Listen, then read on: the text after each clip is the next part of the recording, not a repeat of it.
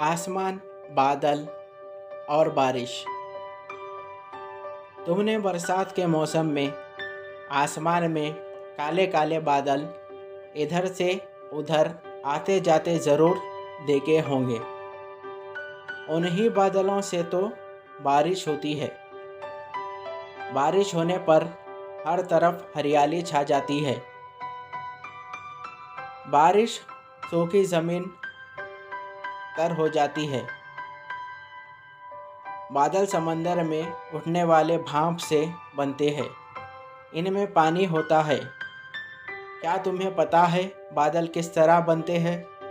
अगर नहीं जानते हो तो ध्यान से सुनिए।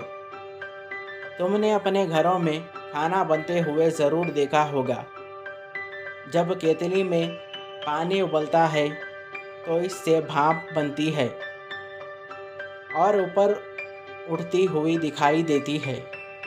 हमारे घर में जो बर्तन खाना बनाने के लिए और पानी गर्म करने के रखे जाते हैं वो बहुत मोटे होते हैं। इनसे कम भाप निकलती है और इसमें बहुत कम ताकत होती है। समंदर बहुत बड़ा होता है। जब गर्मी बहुत ज़्यादा पड़ती है तो समंदर का पानी भी गर्म होने लगता है। उस पानी से गर्म भाप उठने लगती है। जब आसमान में भाप जमा होती है तो वो बहुत गाढ़ी होती है। इसके आर पार भी नहीं देखा जा सकता। उसी को हम बादल कहते हैं। हवा बादल को धकेल कर ज़मीन की तरफ ले आती है। फिर इतने बादल हो जाते हैं कि आसमान को भी ढक लेते हैं। इन्हीं बादलों से बारिश शुरू हो जाती है।